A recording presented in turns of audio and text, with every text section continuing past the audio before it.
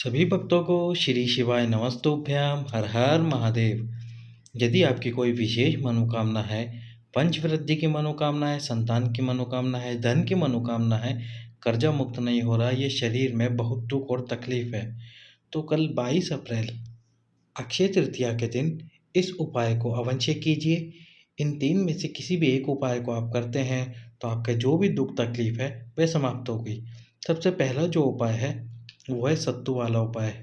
जो सत्तू होता है, सत्तू किस प्रकार से बनता है, इसमें चने की दाल, जौ और गेहूं को रात भर भिगोया जाता है।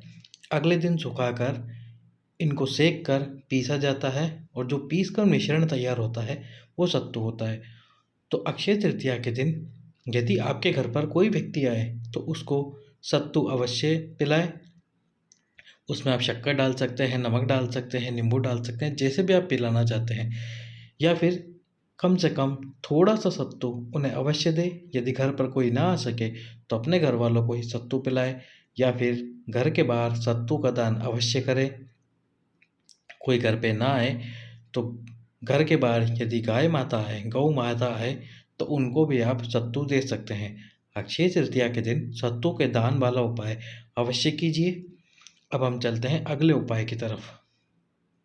तो अगला उपाय, जब आप अक्षय तृतीया के दिन भगवान शंकर को जल समर्पित करने जाएं, तो जल समर्पित करते समय जिस कलश से आप जल समर्पित कर रहे हैं, तो समर्पित करते समय आपको जल बिल्कुल धीरे धीरे समर्पित करना है। एक पतली सी धार बनानी है जल समर्पित करते समय। बूंद बूंद जल समर्पित नहीं करना है। धीरे का मतलब धार मोटी नहीं होनी चाहिए, धार बिल्कुल पतली होनी चाहिए। बूंद बूंद जल समर्पित कीजिए और समर्पित करते समय तुम रुका जी, जिनका उपाय संतान प्राप्ति के लिए है, वही तुम रुका जी का नाम लीजिए। यदि आपको संतान की कामना है, धन की कामना है, जो भी कामना है उस कामना को बोलिए पहले तुम रुका जी, या तो तुम रुका जी या फिर तुम रुकेश्वर महादेव। तुम रुकेश्वर महादेव का नाम लीजिए, दोनों में से आप किसी का भी नाम ले सकते हैं। तुम रुका जी या तुम रुकेश्वर महादेव का नाम लीजिए। जितनी देर आप जल चढ़ा रहे हो उतनी देर तक आपको आपकी मनोकामना भी बोलनी है। पहले तुम रुका जी का नाम लीजिए और उसके बाद अपनी मनोकामना बोलिए। यदि संतान नहीं हो रही तो बाबा से विनती कीजिए, बाबा 15 साल हो गए, 20 साल हो गए, बहुत परेशान हूँ, मुझे संतान की प्राप्ति नहीं हो रही है। यदि आप संतान के लिए इस उपाय को करना चाहते हैं तो पति और पत्नी दोनों मंदिर में जाकर जल समर्पित कर सकते हैं। एक ही कलश से दोनों समर्पित करें। जब पति जल समर्पित कर रहा हो तो पत्नी उसके हाथ को अपना हाथ लगा दे और दोनों अपने मन में संतान की मनोकामना कीजिए। यदि पति साथ में नहीं जा सकते तो पत्नी अकेली जाकर भी इस उपाय को कर सकती है।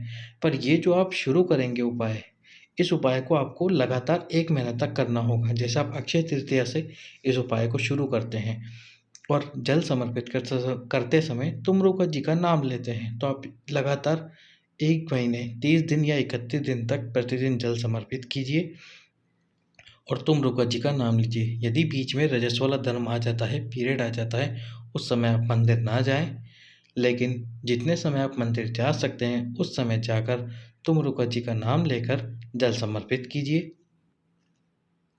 आपको संतान की कामना अवश्य होगी। संतान के लिए ही और धन के लिए ही एक और उपाय है।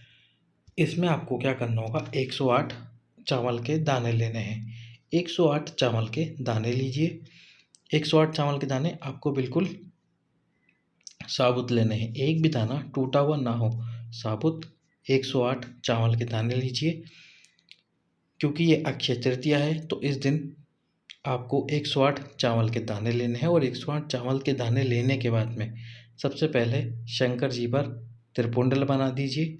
चंदन से त्रिपुंड का निर्माण कीजिए और त्रिपुंड का निर्माण करने के बाद में 108 चावल अपने हाथ में लेकर जो आपकी कामना है उस कामना को बोलकर ये चावल के दाने जिस स्थान पर आपने चंदन लगाया है शिवलिंग पर, उस स्थान पर चिपका दीजिए। जितने दाने चिपक जाए ठीक है, जितने दाने शिवलिंग पर गिर जाए ठीक है। बस आपको 108 वाला उपाय अवश्य करना है। 108 चावल के दाने वाला उपाय अपने हाथ में चावल के दाने लेकर त्रिपुंड वाले स्थान पर लगा दीजिए। जिस कामना से या जिस मनोकामना से आप ये उपाय करेंगे वो मनोकामना आपकी पूर्ण होकर ही रहेगी। अक्षय तृतीया के दिन इन 3 में से किसी भी एक उपाय को या तीनों उपाय को भी आप कर सकते हैं। जिस मनोकामना से आप ये उपाय करेंगे, आपकी मनोकामना अवश्य पूर्ण होगी। सभी भक्तों को श्री शिवाय नमस्तुभ्यम।